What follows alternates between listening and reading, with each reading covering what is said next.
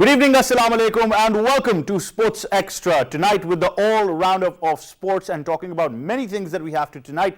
I'm your host, Ahmad Nawaz. I'm sports analyst and youth football coach Sabeel Hazir. And I'm Asif, cricket commentator and always ready for the red card. Not today. Well, let's just give you the lineup first of all about what we three are discussing tonight. We're going to start off with football, and in football, it's great news for Arsenal fans who have now made it to the next round of the Carabao Cup. That is the semis, and they had Sunderland on the other side. We know Sunderland, obviously a low-ranked team, but the way Arsenal dominated 5-1, it was absolutely intense to watch, with a youngster getting a hat-trick. Then there are a lot of other people getting on the scoreline as well. So Arteta seems to have a plan, because the way he got Eddie to bag a hat-trick, the way he played him, then the subs and everything, looks like things are working in Arsenal's favour. So we will be discussing that in detail, and obviously Arsenal's prospects as well, because we've talked about the fact that they've been having problems on and off the pitch as well, where they've seen a change in captaincy as well. But then again, top-notch form. This is what you expect from a top-quality side, to dominate the opposition, which is obviously 2 tiers lower than them, like this. So I think good prospects for Arsenal fans. Maybe this could be the silverware they're searching, because they have been searching for it for quite a long time now. So maybe they can get their hands on it as well. After that, we'll be talking about the Asian Champions Trophy hockey tournament as well. Of course, it was great to see that we had so much to talk about, whether it was, if you talk about Pakistan, if you talk about India. We know Pakistan lost to Korea in the semis, but India lost to Japan, and both these teams went on for a third position playoff today as well. And in that, it was an intense fight. It was really an intense match that we saw, but unfortunately, Pakistan could not manage that last goal deficit, and India clinched this third position match. 5-4 was the scoreline as well. But Japan and Korea in the final says it all. Like I said, we knew Pakistan had it against Korea. Pakistan did give it a good fight, but it was just that one goal deficit as well. 6-5 is the score they lost to. But India lost to Japan, and India is in the top 3, so you can understand the quality that they have. They were also shell-shocked losing to Japan as well, but obviously it was a good, intense match for the third position, and India deserves, I think, all the applaud. They won this match, and they're now third position on the table as well. Pakistan, of course, like I said, the boys in green need to keep their heads up high. They've had a great tournament. They've learned so much. They've enjoyed their hockey, so that's good on them as well, that they've been enjoying functioning as a unit is very important. And then, of course, in the last half of the show, we'll be discussing the youngster, the 19-year-old who's won everybody's heart, Emma Raducanu, who is now the BBC Sports Personality of the Year. She dominated tennis like a storm, and it was a dream come true, as she mentioned it as well, winning the US Open. She's now the Sports Personality of the 2021, and it's about in 15 to 17 years that a woman has bagged the top vote as well. So I think her journey, then the sheer age of it, at 19 years of age, you're achieving this much. With a long career to go, we've got to discuss that. We've talked about it in the past with Naomi Osaka coming onto the scene, but with Emma, it was something really special and something really different with the force she came in with. So I think we've got to talk about her resilience at such a young age and what this means for her as well. This is all that we're going to be discussing tonight, starting off with football. As I just told you, we've got this report. Let's go take a look and then continue the discussion. Eddie Nketiah scored a hat-trick as Arsenal beat Sunderland 5-1 at the Emirates to book a place in the semi-finals of the League Cup. Mikel Arteta rotated his side but still fielded a strong enough lineup to ensure his team comfortably progressed to the last 4. The 22-year-old Nketiah, who has not started in the Premier League this season, put the Gunners ahead against the third-tier club. Nicolas Pepe doubled the lead with a deflected shot. Suarez back to Pepe. That's a brilliant goal from Arsenal. Precision, power. However, Sunderland pulled a goal back with a nice finish from Nathan Broadhead. Taken goal. Nketiah restored the 2-goal advantage and then produced a cheeky backheel finish to make it 4-1. Pepe skins his man quite brilliantly. Oh, that is a sensational Arsenal goal. What a counter. A positive evening for Arteta's side was completed when 18-year-old substitute Charlie Patino found the net on his senior debut, coming off the bench to make it 5-1. Great ball over the top. Pepe is onside. Oh, and it's another beautifully worked goal. And it's the youngster Charlie Patino. In the other 3 quarter-finals, Tottenham face West Ham, Liverpool host Leicester City, while Chelsea are away at Brentford.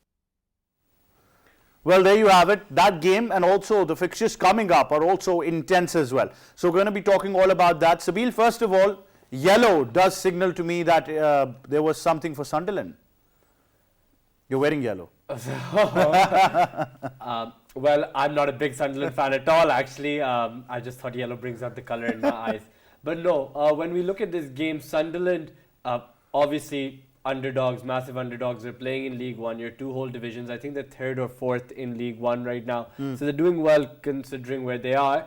But against Premier League opposition, such as Arsenal, who have found form and are doing well, I don't think there was any real chance of an upset. They played a strong side, not their best side, but they played a very strong side. They had Odegaard, they had Nketiah, they had Pepe, they had good players on who are far better than anything Sunderland had. So it's always going to be a dominating win. The goal is a consolation. It sometimes does happen against smaller teams as well. You have small lapses of concentration with a young team out. It does happen, so it's nothing that they should be too hard on themselves for. Very comprehensive performance. Nketiah hat-trick. Wonderful player. Let's hope he gets some minutes in the Premier League, starting minutes now, because Aubameyang has just not been cutting it. So this is somebody who can come in and fill that gap for a little while, it seems. And really, really good to see a young lad come on his senior debut, get his senior goal. Definitely. Asif Ahmad, when you've got a side that is, very low in the ranks than you're in the top tier, they're in 2 leagues down than you, then we've talked about it in the past in many sports that the fans expect a complete domination, nothing less than that. First of all, congratulations to the fan of Arsenal, and thanks God that Sabeel is telling us that he is not a fan for the Sunderland and that he's not wearing this yellow just due to that. But it's really good, that when you see a 19 years old player and a youngster playing for the senior side and Patino, and he scored a goal in the last moments. So it's tonight. There would be celebrations for the Patino. And one question, that this is definitely I would ask to Sabeel, and if he could throw light over there, that why Arsenal is playing with their full strength again, an underrated team. Were that any sort of, were they frightened with the result, or what was the reason? Sabeel could throw a light over there because he's a master for that. Well, I think the reason is they obviously did rest a lot of players for the Premier League, but they played a very good side, you're right, with a lot of strength. And essentially any team that Arsenal put out, even their B-ranked players would be better than what Sunderland have. You could have argued, yes, they could give more chance to youth players, but realistically, this is a cup they can win. They're in a later stage of it. So it does make sense at this stage. If you are Arsenal, you've consolidated fourth, you've got a little bit of a gap. Is it 4 points or so from fifth? So you have a little bit of a safety net in the Premier League. So you go into the League Cup thinking, well, we should take a strong team here as well and get far. And they can win it. So I do understand why they're focusing on it. If, for example, it was Chelsea who are trying to compete in the Champions League, they have injuries and they're trying to compete in the Premier League, and they put out a massively strong side. If they had players available in the League Cup, I'd be like, maybe I don't understand that as much. But they've got their problems in their dugout as well, because we've got to talk about the fact of that captaincy change as well. For Arsenal, yeah, 100%. Aubameyang, look, he's had disciplinary issues in the past. They've let it go. Arsenal have a habit of picking. I'll give them credit where it's due. When their captains do seem to act out, they seem to change them around. But it does seem like they're always picking a guy who will eventually cause the problems. We saw what happened with Koscielny, the way he left the club. We saw with Van Persie, Fabregas, and now we've seen with Aubameyang. There is an issue there, and Xhaka, obviously, who had his own issues at the club, but he's still there. So there are problems in that dugout, and I think it's good actually that they played not that just they played Nketiah, that they played these younger players, but when they're scoring so many goals, it gives you confidence that, look, maybe we can actually start them in the Premier League, and they won't be scoring as much as perhaps their counterparts who are a lot more experienced, but they'll do a good enough job. A good enough job is indeed needed. But when we talk about sheer domination, we talk about teams going into knockout stages or going into matches that really count when you want to move on. And when you've been hungry for silverware, it really counts. So, Asif, if you're a side, whether it's football, cricket or any other sport, and you have not won a trophy in years, then that's also on the back of your mind, and that's maybe that will tempt you to play a full side. Yeah, that's right, and this would happen in last T20 World Cup as well. Pakistan never beat India in any ICC event, and they were hungry for the victory. They fought well, they played well, and the same thing is happening with the Arsenal as well. They're hungry for and eagerly looking forward that they could celebrate Christmas and New Year with the victory as well. So yes, you rightly said that. And important thing is that in football, you guys better talk about this, that the role of coach and the role of captain. Does it matter that the captain is pretty much active, or the coach is pretty much active, or we only talk about that in cricket that the captaincy matters? So if we're talking about captaincy, I assume that question was directed at me. I'm sure. I'm just the ref tonight. Ahmad can jump in at any stage if he wants. But no, captaincy, the way you look at it is a captain is the extension of the coach on the pitch. So how much has that person bought into the philosophy? And if I'm talking to somebody who obviously coaches, when you set a team out, you can give them some instructions, yes, but mainly you're going to make your biggest impact in training in the weeks before the match, and then at halftime you can make some changes. But on the pitch, if anything really needs changing, a player, for example, needs a bit more motivation, yes, you can give it from the sidelines. It does happen, but having a leader on the pitch who can get your message across, understand what's needed in that moment, it is very important. I don't think a captain in football is as important as a captain in cricket. In cricket, the way you set up the field and things such as that, a captain has a much bigger role. They have a lot more big in the moment decisions. I've got a very plain difference. Plain difference is that in cricket, you sack the captain. In football, you sack the manager. That's a plain, simple decision. Yeah. Well, that's how the difference comes. But I truly think that it's a very pertinent question to mention here, that the role of a captain in football needs to be understood, because in the past there have been problems with clubs with their captains and with their roles not being defined. I mean, we had Harry Maguire, so who can better understand than us how things are going? But the fact is that nonetheless, I think Arsenal's done a superb job. They've made it through.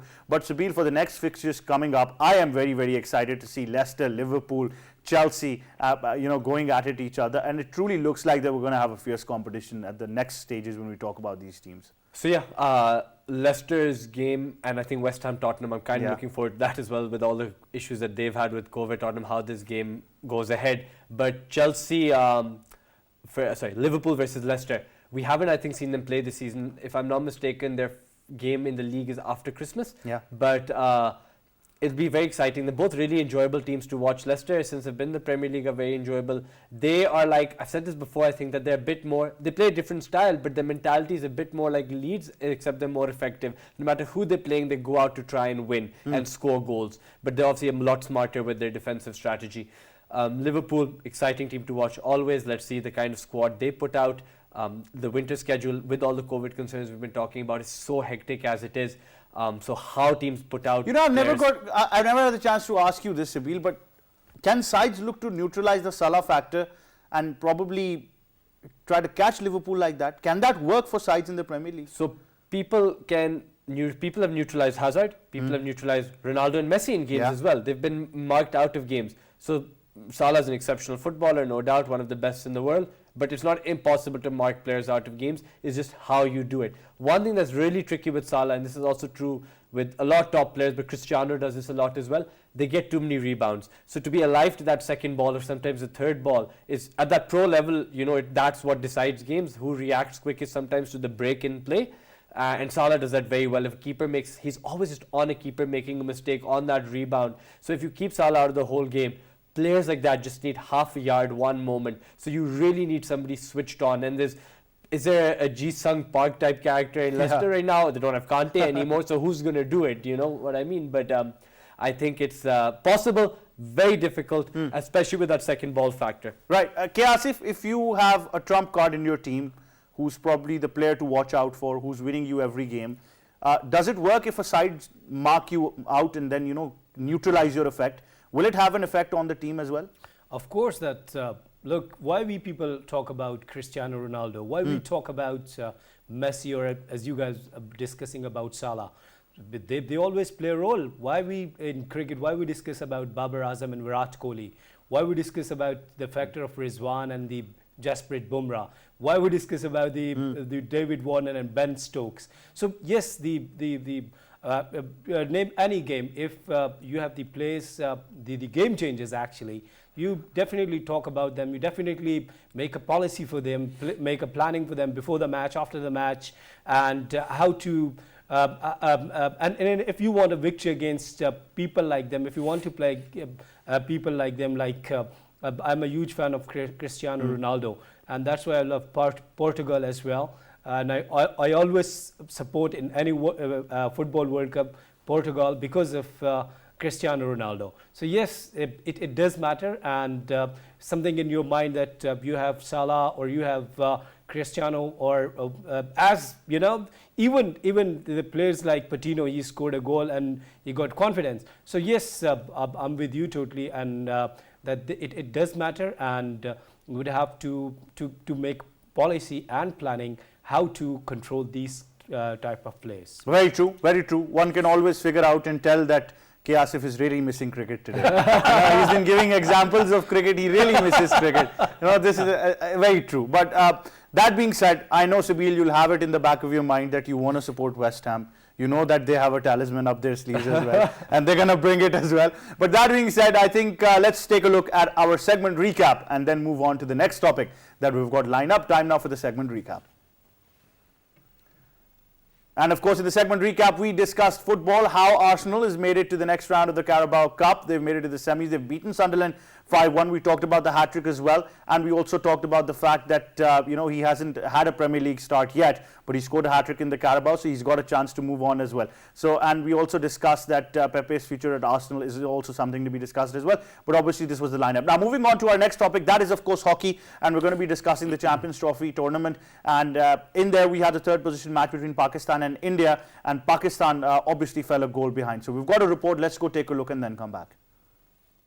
Defending champions India and Pakistan came face to face today in Dhaka, where India beat Pakistan in a thrilling Asian Champions Trophy third place playoff to clinch the bronze medal. Harmanpreet converted a penalty to start things off for India. Pakistan, however, made a quick comeback to equalize the score in the second quarter. Pakistan then started the second half on a rousing note, taking 1-goal advantage. In the third quarter, India was down to 10 men owing to a green card given to the Indian captain Manpreet Singh. However, right towards the end of the third quarter, with a few seconds remaining on the clock, Samit struck the equalizer for India.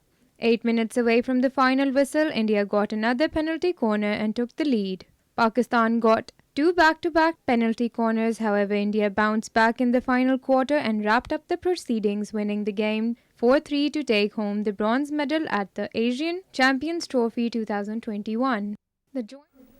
There you have it, Pakistan losing to India in the third position playoff, but obviously Pakistan has played well to the tournament, and against India, who are number 3, they're in the top 5 of international rankings, and Pakistan way down, so it does tell a lot about the difference. But Asif, it's never easy playing against India in whatever game we're playing, is that right? Yes, that's right, but tonight I'm not happy, because whenever we talk about our national game hockey, and you see that there is no hockey in the schools, no hockey in the colleges, even in universities as well.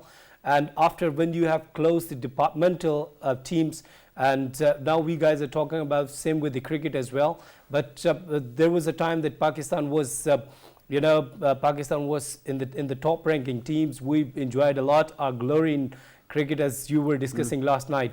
And they fought well, they played well, but this is the 13th time, if I'm not wrong, that Pakistan lost against India in hockey. And there was a time that Pakistan was a top-notch side. Name anyone, Shehbaz Senior, and you take Shehbaz Junior, and then Kamran, then Suhail Abbas. We had a fantastic side. Kashif himself as a captain, yes, was absolutely amazing. Kashif Abbasi. Yes, and Imran Junior, or Wasim Junior as well, Nadeem Andy. Lots of names, but now even we don't know that what's happening in Pakistan hockey.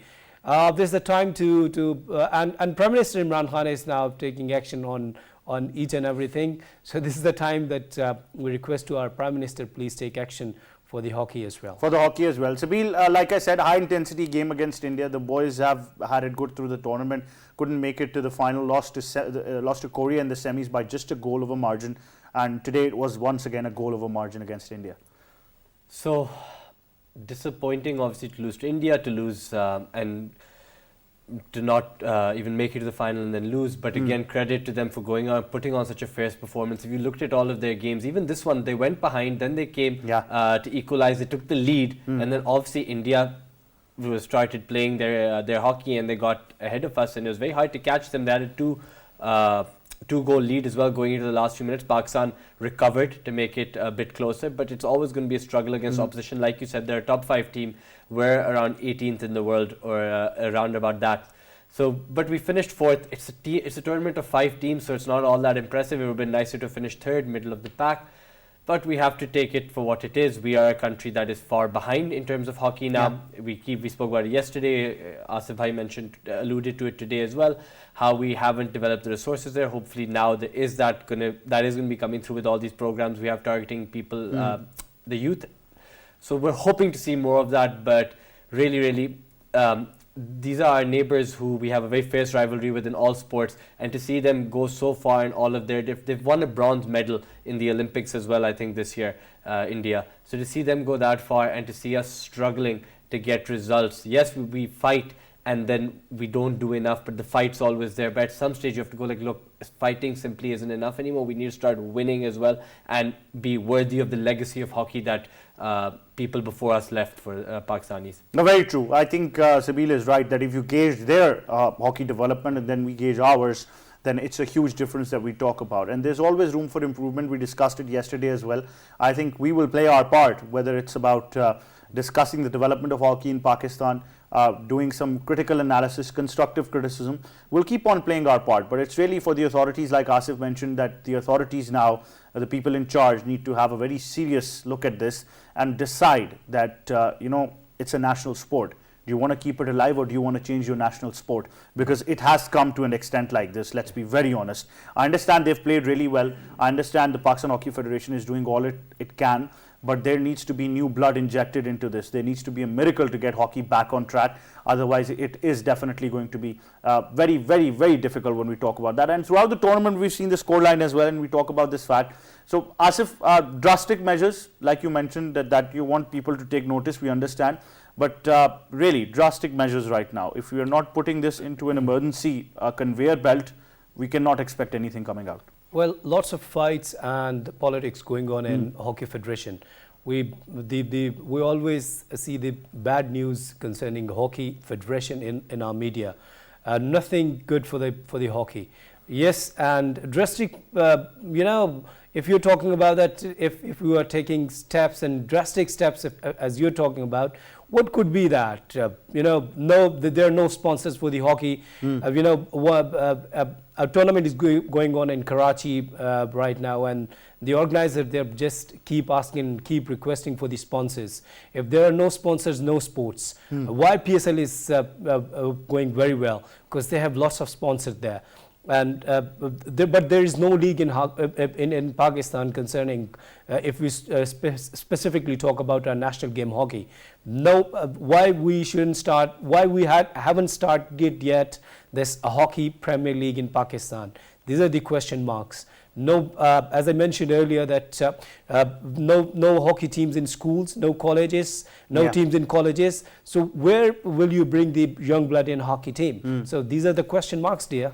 Sabeel, do you think we need to have a jar, and every time he gives a cricket example, put a penny in it as well? We'd be very rich then, and he would be very poor. Yeah, but let me just tell you a funny story about the situation of hockey. Hockey was kept as a weapon in different parts of the world as well. People used to use it in fights. So I still remember this incident where one very dear friend, Waleed, had a scuffle in college. The next day he bought a hockey to college, and Waleed is bringing a hockey to school, and his sports teacher stops him at the gate and asks him, "Why do you have a hockey, son? Is everything okay?" He realized something is wrong.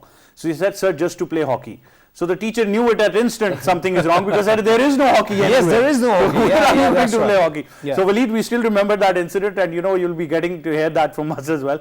But obviously that is the sad reality of the fact. And let's, like I said, we'll keep playing our part. It's now for the authorities and for everybody involved in hockey to give it an adrenaline rush and just take it back to where it was. And we can always learn from our neighbor, or there's a model in the entire world. Just implement the same model, and maybe you can get out results as well. Let's take a look at our segment recap now, and then we'll move on to some other things that we're discussing. So we were discussing the fact about Pakistan hockey and the Asian Champions Trophy as well, how Pakistan were defeated by India in a third position match 5-4, and also the fact that Korea and Japan are in the finals, and also the fact that Pakistan did make a comeback, but India has also won a bronze medal in Tokyo Olympics. They're number 3 in the world, and definitely they're way ahead of us, but the boys gave a good fight and they should keep themselves proud and head up high. On that note, we'll go towards a short break. We'll say goodbye to K. Asif, and then when we come back, we'll be discussing something very special. Stay tuned.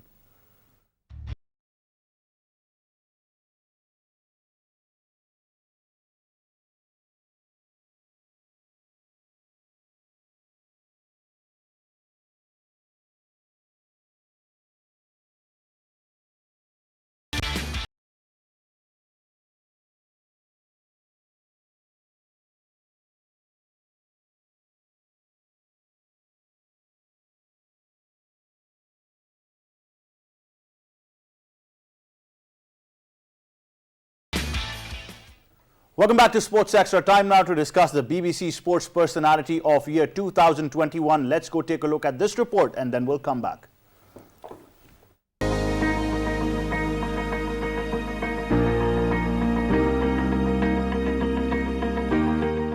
Raducanu is crowned the BBC Sports Personality of the Year award, capping a year of unprecedented sporting success. The young tennis star became the first British woman in 44 years to win a Grand Slam singles title at the US Open. Emma, then aged 18, was the first qualifier in the Open era to win a Grand Slam title and also become the youngest women's major champion since 17-year-old Maria Sharapova won at Wimbledon in 2004. The 19-year-old US Open champion received the award in quarantine in Abu Dhabi, where she is recovering from COVID-19. The award is decided by a public vote from a list of shortlisted nominees, which this year included Raducanu, diver Tom Daley, swimmer Adam Peaty, heavyweight world champion Tyson Fury, footballer Raheem Sterling, and Paralympic cyclist Dame Sarah Story. Emma had a fairy tale summer, which started with her Women Tennis Association main draw debut at Nottingham before receiving a wildcard for Wimbledon. She had a spellbinding run at the All England club. 2 months later, she took to the court in Flushing Meadows and did not drop a set in a flawless run to the US Open final, sealing the title with a straight sets victory over Canadian Leila Fernandez. Since then, Emma has competed in 3 Women Tennis Association events and the Champions Tennis event in London. Being ranked 343rd in 2020, she made a remarkable leap to the 19th place in the world rankings after winning the Grand Slam in the US Open 2021.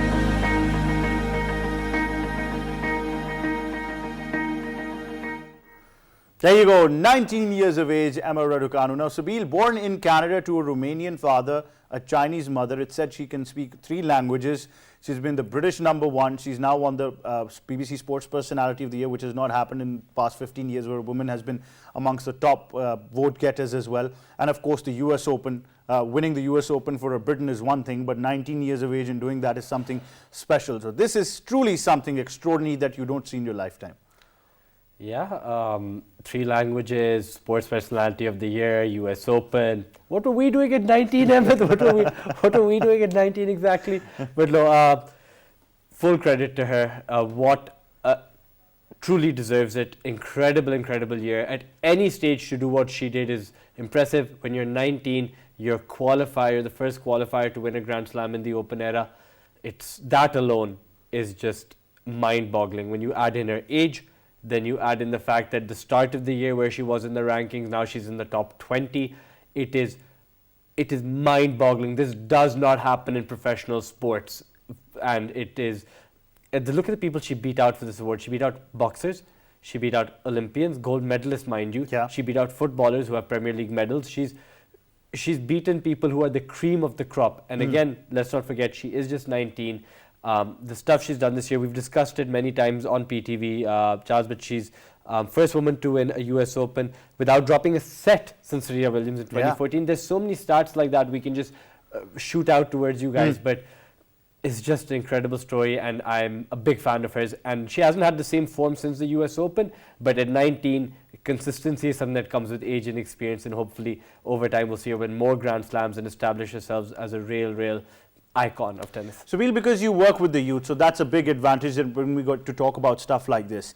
We always talk about maturity in sports and how much experience and maturity counts. But when you've got somebody at 19 years of age who's, transforming all those taboos and those barriers and winning at such a big monumental level, then how are we able to gauge this? Because that argument just goes to the corners then. Look, at that youth level, often what happens is you see a talent and you know straight, if you have experience in coaching, if you've seen coaching at a certain level, you know that talent can go a certain distance.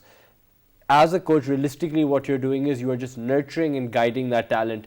But you are not, for example, if I get a footballer tomorrow and I see them and I know they have talent, right? I can just try to guide them till they maybe get picked up by an academy or something such as that.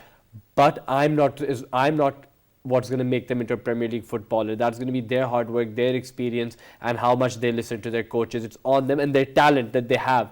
You can take somebody up a few levels, but you have to be the same way. Not everybody can be an engineer, not everybody can be a nurse, not everybody can be a doctor.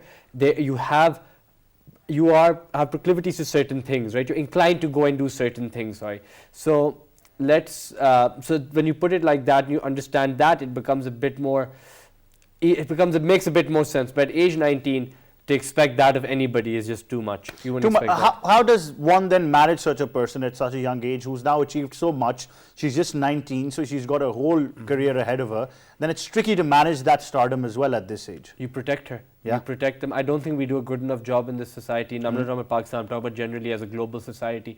We don't do enough of a job of protecting young talent. It's starting to get better. I think it was a lot worse even 10 years ago. But when talent comes through, and be it in the entertainment industry or whatever industry, but especially in sports, because that's the field we deal with, these people come through, we need to manage their expectations, manage their family's expectations. She's 19, she's an adult, she's still very young and she needs a lot of guidance, and hopefully she has the right people around her. Her family are putting her interests first, which it seems like they are, over the interests of her career, which is you put the person first and the career second always. But when they're younger, say for example at 17, 16, even younger than that, you have to manage you have to manage their expectations, let them know, look, there's more to life than your sport. Yes, commit to it like it's the only thing, but don't, and it's a hard line to toe when you're trying to commit to it like it's everything. At the same time, you have to understand there's more outside of that. But you have to teach kids that, because there's a very small, even the most talented children in the world, less than 1% of them make it to the elite level of sports. So you have to manage those expectations, manage the family's expectations, so they don't put pressure on those kids. And hopefully they have an agent and a manager, preferably his family, who cares and loves for them. But even sometimes that doesn't happen, even if it's a family member. But they have somebody in charge who truly cares about that person being happy and stable and healthy. Great for England as well, because they've enjoyed their stint with Andy Murray in tennis. They've enjoyed in various forms of sports in various domains. But for them to get a tennis personality, and that too a 19-year-old, that too in the female category, excelling, for UK, it gets pretty much amazing than that. They needed a female tennis star. It's been not 50, but as close to 50 as one can get. It's been a long time since a woman's won a Grand Slam, British woman. So it's a big deal, and they really were lacking in that department. They've produced legends in female tennis. So it's a real nice thing to see them have somebody for this generation to look up to. Like you said, that Andy Murray, who obviously who's accomplished a lot in his career, and it doesn't matter if you're a boy or a girl growing up, you can look to him and try to emulate that. After all, the impact his mother had in his life, a female role model, had on shaping him to become a dominant male tennis player, is very obvious to see. So it doesn't really matter, but it is always a bonus when a young girl has another female role model in the sporting world who, on her merit and hard work, has accomplished something and broken a barrier for their country that seemed to just be stuck there and they just couldn't get past it. Very true indeed. Sabeel, Hazir, thank you so much for joining us on Sports Extra. Before we leave, let's take a look at our segment recap that we had just gone through right now. And of course, we were discussing about the 19-year-old Emma Raducanu, who's now the BBC Sports Personality of the Year for the year 2021. The 19-year-old won the US Open. She beat Leila Fernandez in the final. And then, of course, onwards, if you look at her career, she's been exceptional. She's currently ranked 19th in the world. She's the #1 UK tennis star as well. And she's also won the US Open as a qualifier. So you remember that as well, because that's what it counts. And then, of course, her wildcard entry into the Wimbledon was something to cheer up about as well. But that's all. That wraps it up about our entire lineup that we had. But before we go, we know that reports came in last night of a sports personality, of course, a cricketer in Pakistan, Abid Ali, who complained of chest pain during a match. He was playing for the domestic Qaid-e-Azam trophy, and then he was admitted with a heart condition and he was to undergo a procedure. So from the platform of Sports Extra, from the entire team and PTV World, PTV in general, we'd just like to send out prayers to Abid Ali and his family and friends. We wish him a speedy recovery, a successful procedure, and we wish to see him back on the cricket field real soon as well. So Abid, stay strong, and we're hopeful that you're going to ace this as well as you've been acing cricket as well, inshallah. On that note, from me and the entire team, it's goodbye for now.